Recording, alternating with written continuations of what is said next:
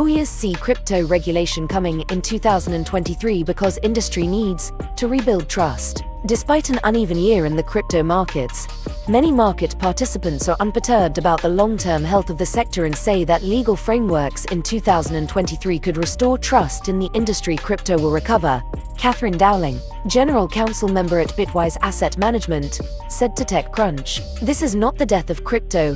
Given the belief by many that crypto remains here to stay, it's worth looking ahead. Crypto denizens certainly are. After the FTX collapse, questions circulated concerning crypto's future and what regulators would do next. Hubble snaps stunning pictures of colliding galaxies. Over an illustrious career stretching more than 3 decades, the Hubble Space Telescope has captured its fair share of cosmic wonders. Even now that all eyes are on the James Webb Space Telescope, Hubble continues to pull up stunning shots from the deep space. The latest snapshot sheds light on a galactic merger event in the Artemis catalog of southern peculiar galaxies and associations. In the Eridanus constellation, some 670 million light-years away, Hubble's latest photo captured a galactic duo known as Artemis 417 to 391 undergoing a collision event. But this is not the first time that the Hubble has turned its attention towards the Artemis region and come out with eye-catching discoveries. Elon Musk says Twitter's new multicolored verification will launch next week. After messing up the first launch of Twitter's Power to the People verification system, Elon Musk said that the social network will tentatively roll out a new multicolored verification system next week. The owner of Twitter said that, under this scheme, companies will get a gold checkmark, government officials will get a gray checkmark, probably similar to the official checkmark it's currently trying out with some prominent accounts, and the blue checkmark will be dedicated to individuals even if they are not celebrities. That would mean that the blue check mark will be used with legacy verified accounts and folks who buy Twitter's new $8 per month paid plan. Black Friday 2022 e-commerce reaches record $9.12 billion, Thanksgiving $5.3 billion, BNPL, and mobile are big hits. Analysts and e-commerce leaders have been predicting a muted online holiday shopping season this year, with sales in the first 3 weeks of November essentially flat over a year ago due to a weaker economy, inflation, and more people returning to shopping in stores again in the wake of the COVID-19 pandemic. But on the face of it, the Thanksgiving long weekend appears to be more buoyant than expected, albeit growth has definitely slowed down this year after the pandemic period boom. Black Friday broke $9 billion in sales for the first time yesterday, with online sales of $9.12 billion. Mercedes-Benz to introduce acceleration subscription fee. Mercedes-Benz is to offer an online subscription service in the US to make its electric cars speed up quicker. Cost of $1,200, £991 excluding tax. The company will enable some of its vehicles to accelerate from 0 to 60 miles per hour a second faster. It comes after rival manufacturer BMW offered a subscription feature earlier this year for heated seats. Mercedes has confirmed to BBC News it currently does not plan to introduce acceleration increase in the UK. Will be available for purchase in the US on the Mercedes-Benz EQE 350 and EQS 450 vehicles, as well as their SUV counterparts. Elon Musk says Apple has threatened to withhold Twitter from the App Store. He also says Apple has mostly stopped advertising on the platform. Elon Musk claims that Apple has threatened to withhold Twitter from the iOS App Store for unknown reasons. The news follows a tweet where Musk said Apple had mostly stopped advertising on the platform, and a poll asking whether Apple should publish all censorship actions it has taken that affect its customers. Apple did not immediately comment on Musk's claim. The news follows much more subtle signs of mounting tension between Apple and Musk-owned Twitter. Musk has criticized Apple's App Store fee for in-app purchases, dubbing it a hidden 30% tax on the internet. Oz announces digital sovereignty pledge.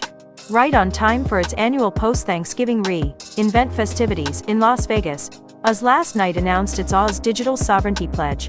And before you click away, let me just point out that this is definitely more important than the prosaic name implies, as nations across the globe introduce legislation that governs how and where businesses can keep data on their local users. The large clouds either have to offer attractive solutions or run the risk of having their customers move to local clouds. Microsoft, with Purview, and Google, with Dataplex, also offer data governance tools, but none of them have gone quite as far as Oz in making digital sovereignty a core pillar of their cloud strategy. Crypto finance firm BlockFi files for bankruptcy following the fall of FTX. The contagion of failed crypto firms has claimed another casualty as BlockFi cites its financial entanglements with FTX. BlockFi has become the latest crypto firm to file for Chapter 11 bankruptcy a couple of weeks after pausing withdrawals on the 10th of November. The company is citing a lack of clarity around the circumstances of FTX, the collapsed firm going through its own bankruptcy process amid accusations of fraud and shoddy record-keeping. In a press release posted on Monday, BlockFi announced its filing for bankruptcy to help stabilize its business.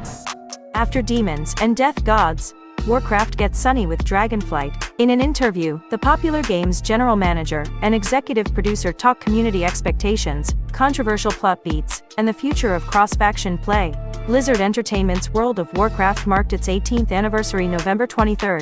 Since its initial release in 2004, the series has consistently remained the most popular MMORPG in the world, outliving and outpacing numerous competitors. While the game's population has fluctuated over the years, over 1 million players still log into the game daily, including, unsurprisingly, its own developers. World's first test run of a hydrogen jet engine a success. Rolls-Royce and European airline EasyJet announced that they've successfully tested a hydrogen jet engine technology the companies hope might eventually help erase aviation's greenhouse gas emissions. The ground test marks the world's first run of a modern aero engine on hydrogen, Rolls-Royce said in a press release yesterday. Aviation is considered one of the most difficult industries to clean up because it's much harder to make electric planes than electric vehicles. Batteries charged with renewable solar and wind energy are still too bulky for long flights, so airlines and plane manufacturers are working to develop planes that can run on cleaner fuels like hydrogen, which produces water vapor instead of carbon dioxide when burned. Amazon built the most realistic version of Sim City we've ever seen. Amazon has a new Oz service, Oz Sim Space Weaver, that lets users build massive simulations that look like real-world SimCity maps. The idea of this new service is that users can take advantage of Amazon's massive Oz resources to run simulations that scale across multiple servers without running into computing or memory limitations, which could be useful for things like modeling the foot traffic surrounding a new sports stadium. You can see Oz Sim Space Weaver in action in this impressive video demo from uCrowds, which simulates 1 million people walking around Las Vegas.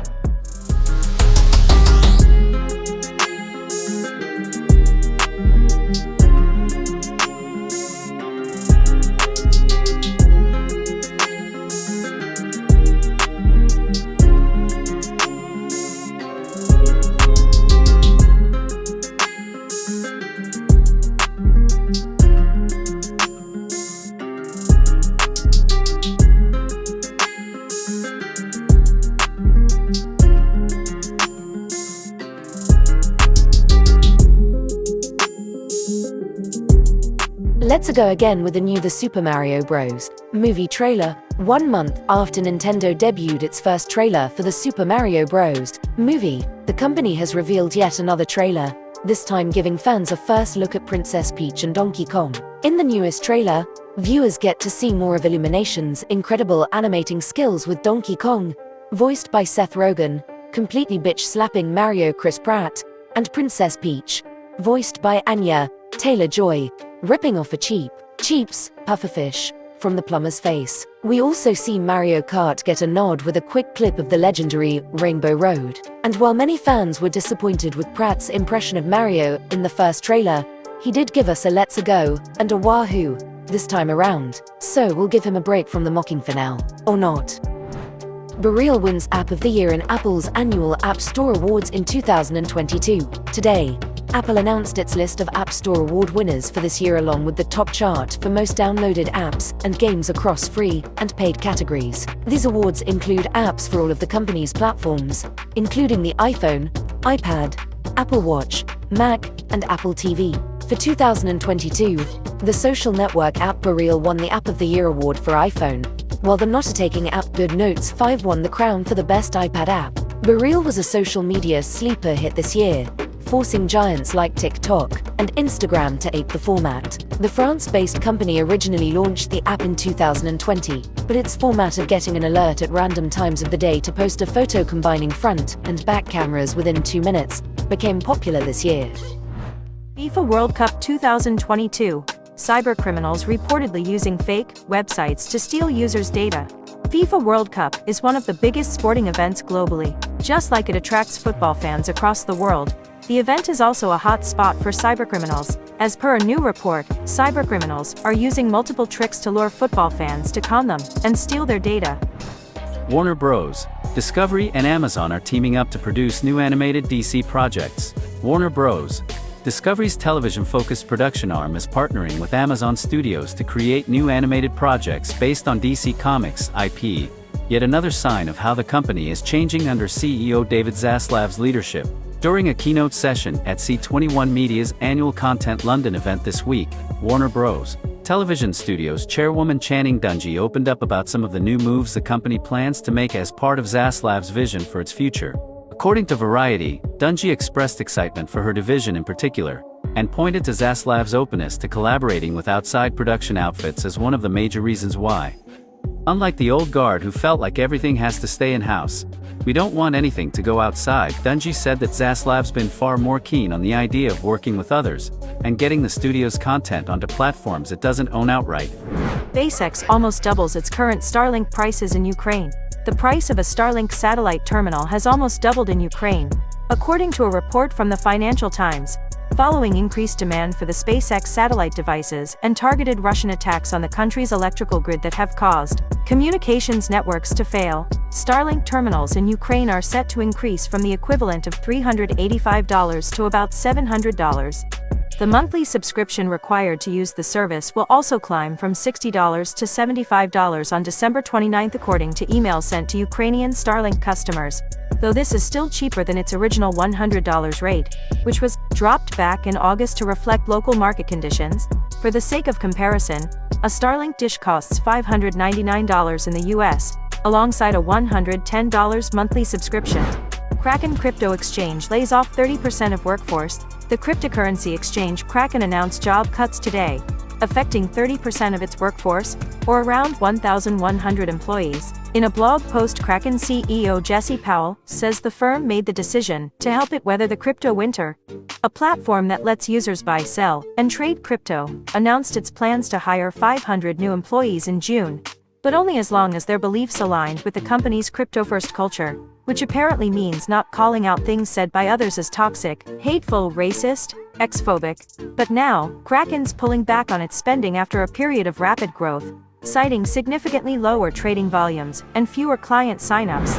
Plant-based food brand, Huel valued at $560 million following Idris Elba-backed round. Huel, the European provider of nutritional products, has sold more than 270 million meals across the globe since Julian Hearn started the company in 2015. Now with $24 million in fresh capital, it plans to do even more. It's been a while since we covered Huel, which originally launched in the United Kingdom in 2017 with a low-sugar, plant-based and low-carbon footprint protein powder product, and has since expanded into ready-to-drink, snack bars, and hot lunch options. In 2019, we reported on them when they launched their nutritional bars in the US at the time. The company was buoyed by a Highland Europe-led $20 million venture round, at a $260 million valuation it raised in 2018. There was even talk of Huel going public in 2021. Netflix is expanding its early feedback program to more subscribers. Netflix currently has a relatively small group of about 2,000 subscribers who it invites to preview upcoming projects and provide feedback about them ahead of release. But that number's about to grow significantly as the streamer looks to maximize its profits in an increasingly competitive streaming market. The Wall Street Journal reports that Netflix plans to open up its Preview Club program to tens of thousands more subscribers across the globe in order to glean reactions from people that might end up being used to make last-minute tweaks to the streamer's films and movies ahead of their broader release.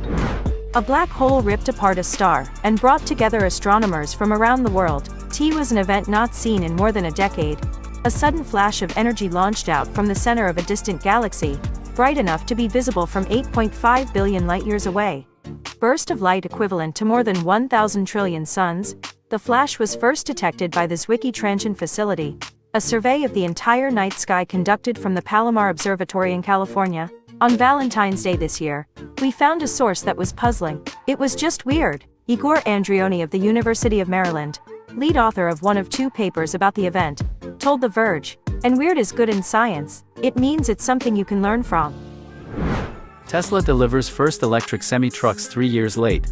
5 years after they were first revealed, the first Tesla semi-trucks were delivered to customers at an event at the company's Gigafactory in Sparks, Nevada, Thursday. The trucks, which were first unveiled in concept form back in 2017, were supposed to go into production in 2019 but were delayed for a variety of reasons, including the COVID-19 pandemic and a global parts shortage. Representatives from PepsiCo, which reserved 100 semis shortly after its reveal, were on hand to receive the first batch of trucks. Prices may start at $150,000, and there have been a number of orders from businesses like Walmart and FedEx in the low dozens range. Elon Musk suspends Kanye West's account for breaking Twitter rules. Elon Musk has suspended Kanye West's Twitter account after the latter posted anti-Semitic tweets and violated the platform's rules. In a reply to Mega founder Kim.com, Musk clarified that E's account was suspended for incitement to violence, and not because of the music artist posting an unflattering picture of the Tesla CEO.